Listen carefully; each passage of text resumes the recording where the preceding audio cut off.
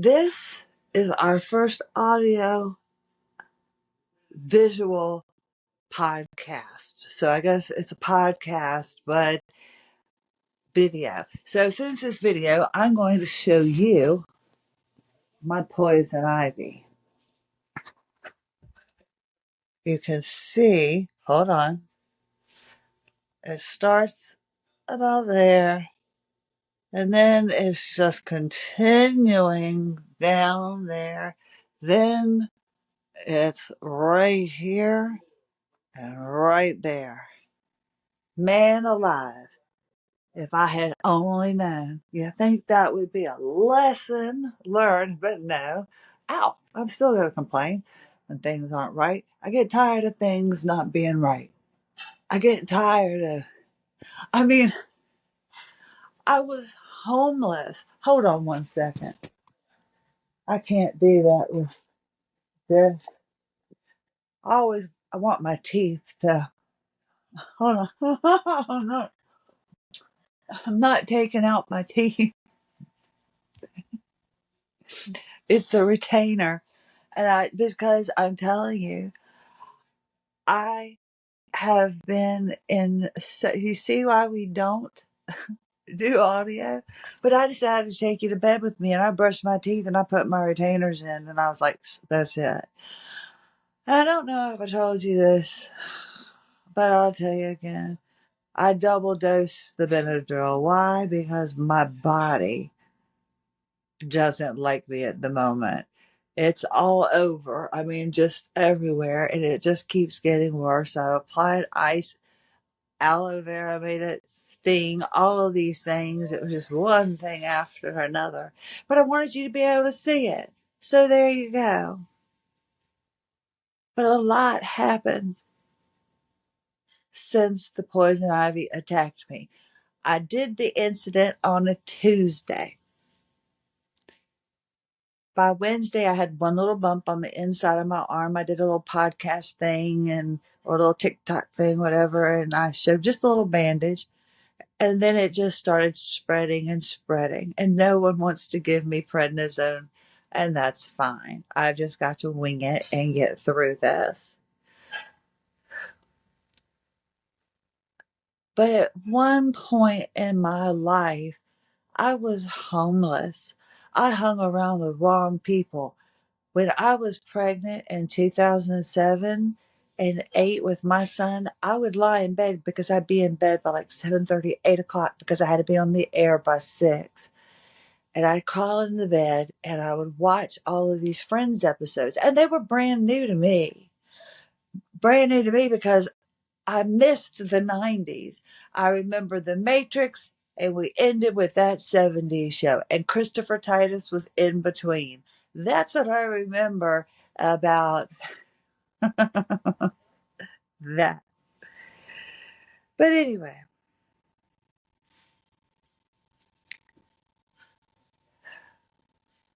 it's been almost, I guess, yes, it's been a week since I was exposed, and I'm still getting new bumps as they come up. My husband and I rekindled our romance. It was at Med Express.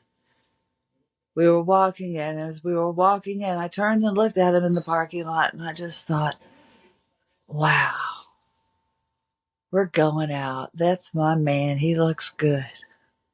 We're going out to the dock in the box. So we go in, and he's standing away from me, and he looks at me, and I could tell by that look, I was like, you feel it too, right?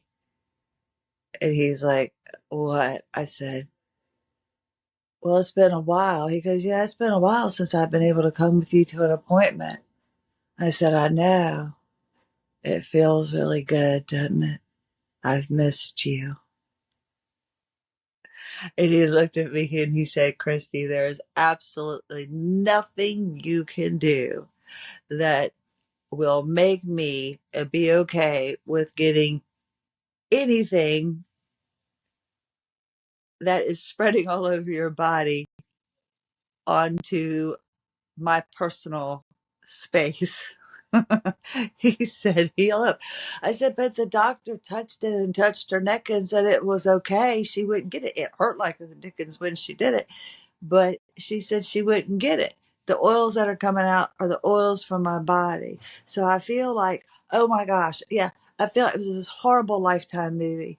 I watched it this morning and I dedicated myself. Now, this is the thing. Don't forget to tell you about the hockey pucks. And so I dedicated myself. I had my Dungeon of Doom.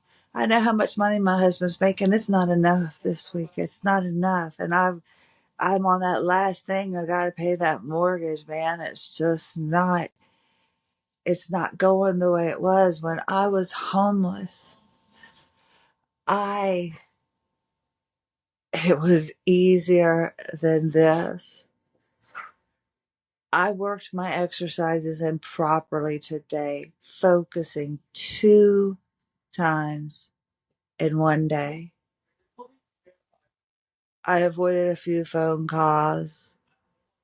I threw away a little bit of paper, but I sat in my room. All the t-shirts that I had taken out of the drawer, and I was looking at going through and putting them up and getting rid of them so I didn't look like it was such a ragamuffin. And then I just went ahead and threw them all back in here because now my dungeon is collecting more and more stuff.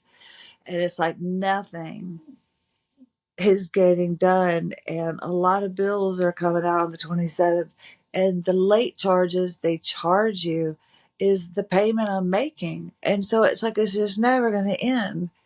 I I don't remember life like I've never had a problem like this before. And I sat in my Dungeon of Doom and just moved papers,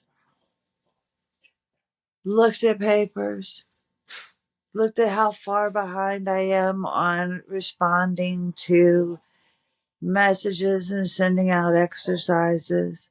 Still waiting on the launch date for AWOL Zebra.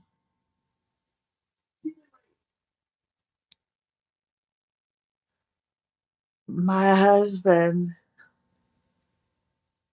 works 7 days a week, and one of the symptoms for me of this illness, this invisible illness, is the guilt that it brings upon you. Right now, my nipple feels like it is on fire. Lord have mercy, it is on fire. It was that, oh, I'm on fire. Was that Johnny Cash doing a version of what Bruce Springsteen did, or what? I'm not sure. But it feels like blood is boiling. It is so burning hot under my skin where the poison ivy is. I walked today, and for the first time, I felt my feet evenly, evenly balanced. No rocking back and forth, no hesitation in my comfortability. I can't believe it is a combination of this paleo diet. It is a combination of doing the different fashion modalities.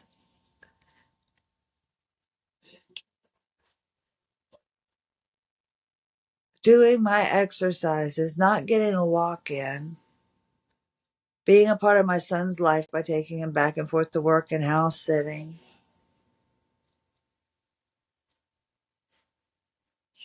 And I sit with all of these papers all around me. My son's gaming, if you hear him. And I just move them from one spot to another. And I keep saying, man, I don't know how anything's going to happen. I don't know how this is going to happen. How many more treatments do I need? How many more sessions? My husband is breaking. I need to be able to support and provide help to our family.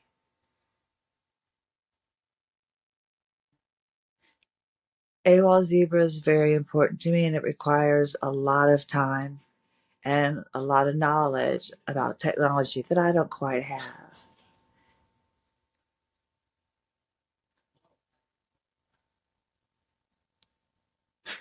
And I blame myself for the poison ivy because I shouldn't have been out there doing like I did. But I'll tell you what was really super cool was that going back to this Lifetime movie, it was Jamie King, and it was based on a true story, Sherry something or another.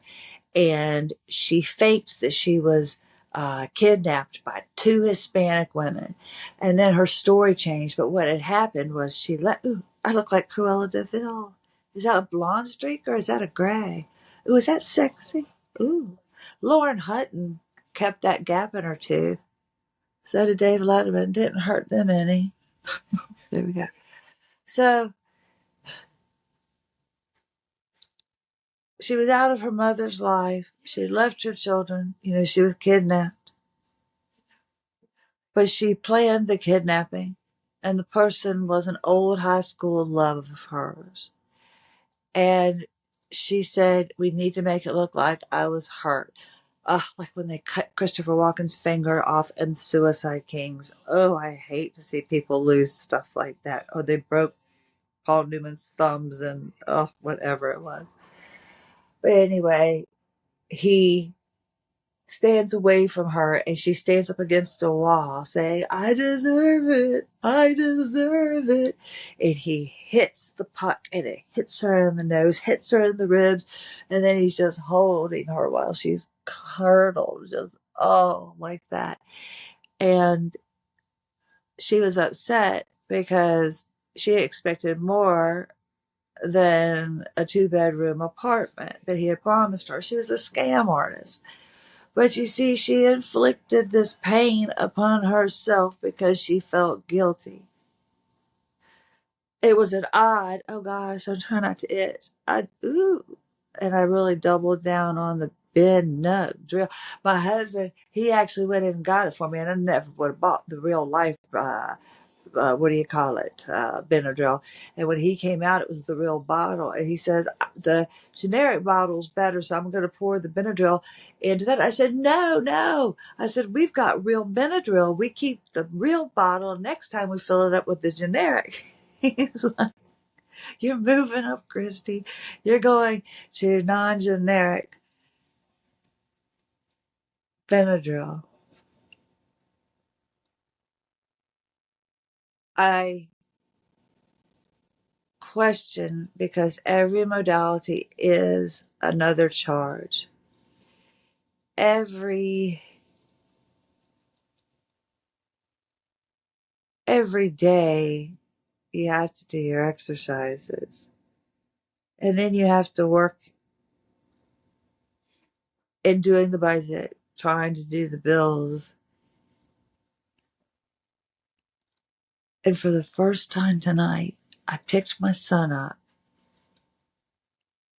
and when I was coming out of the neighborhood, granted it's only been a few times and my night vision isn't all that grand, but I had no idea where I was. And I didn't like that. My body is overtaxed. I'm overtaxed too, but my body is starting. I just don't know how much more I want.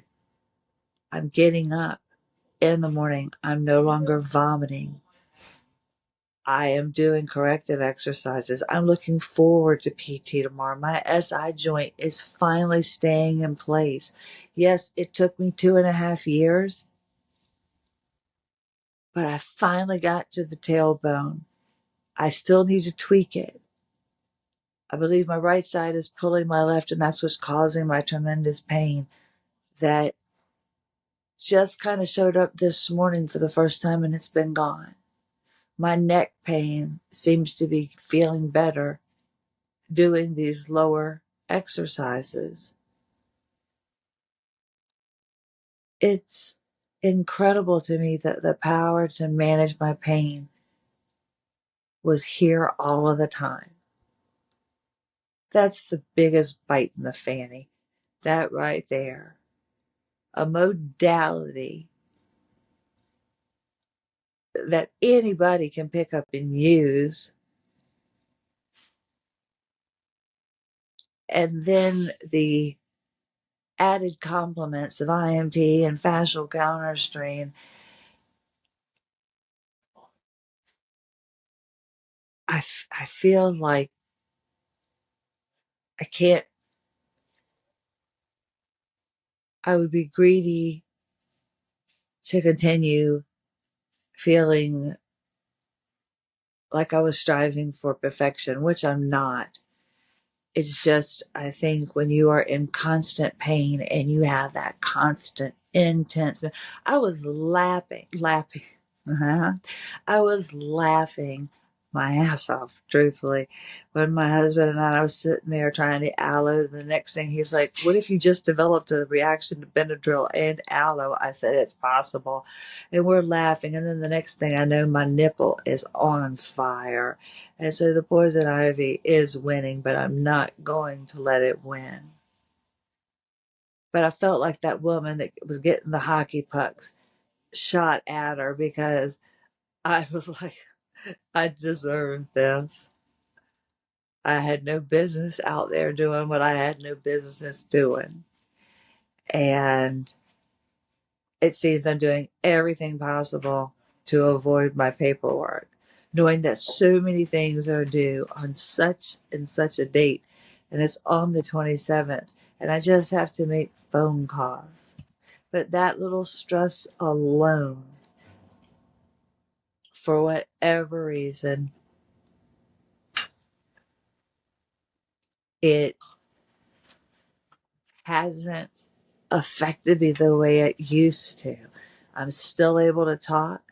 I am able to feel proper posture. The AWOL0.com site is coming up. Ooh, I got my balls.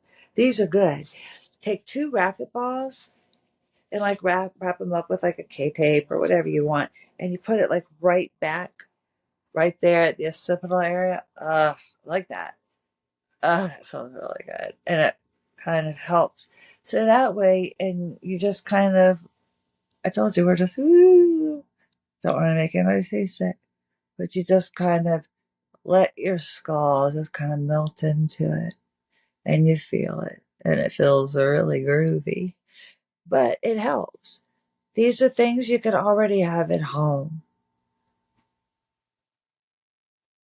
There is no cookie cutter approach. Maybe what I'm doing won't work for you, but it's non-invasive. It might be worth a try. I'd love to hear from you. It's more fun when I have company. I don't know if we'll ever do another audio video one at the same time, but I thought I'd try it because the option became available to me.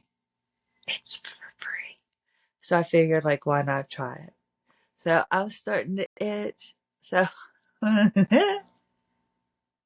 right, here we go. I appreciate your support. I look forward to seeing how this goes, and I want you to send in your emails, please. I found out we can do live chats through this as well, and I would love to be able to have a conversation and learn from you. I appreciate you being here. We will get there one fascial line at a time, and we are going to change our dysfunctional fascia, our fascial dysfunction, into perfectly remodeled fascia lines. I guess that's where we're going to, yeah. Actually, first of all, I'm just going to go ahead and rinse out my retainers and put them back in. And now I think I'm going to go to bed. But I appreciate you being here. I appreciate your support.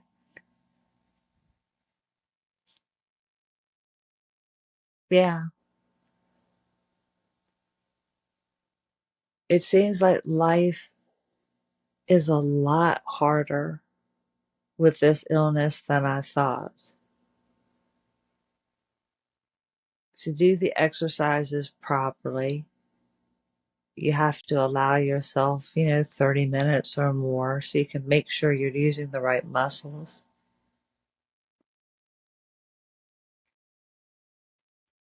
And then just sitting in a room with messy papers.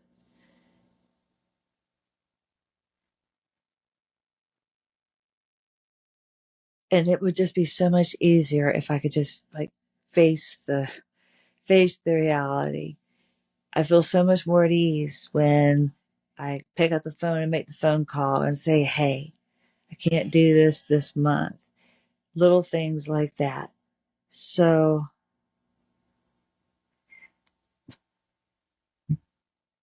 my son's getting ready to come in here because I changed the Google password and I'll tell him what it is. We'll see. I don't, I don't,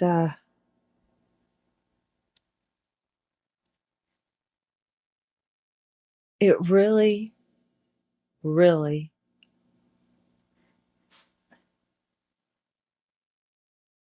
it really was easier when I didn't have to manage all of these things. I figure it's a part of aging, but I know this poison ivy and all of that stuff, that's with the mast cell stuff. And I just got to get through it. But the really cool, super pretty awesome, cool thing is my neck hasn't given out. My lower left quadrant pain has eased up since I gave it a break, something that I haven't done. And back to what I had brought up before. Is this manageable and healed enough for me? Or do I need to go down this fascia rabbit hole a little bit longer? And you know what I decided? We're going to go down the hole and dig and dig and dig and dig till we can't dig no more. Boogie, boogie no more. Oh, there's some really great concerts coming up, and I want to be able to partake in them. Oh, I forgot that you can see me. Oh, this is bad. Oh, well. Hey, it's been fun, and I can't wait for awolzebra.com to come. .com.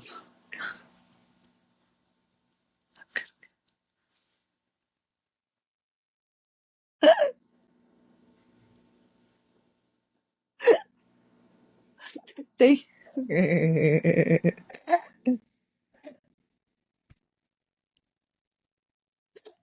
oh, hold on. Oh, my. Accidentally. Oh, I was laughing so bad before because it hurt. Okay, there you go. I finally got some lubrication in my eyes.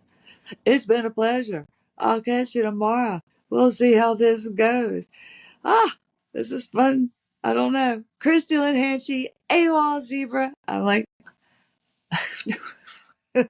have a lovely day.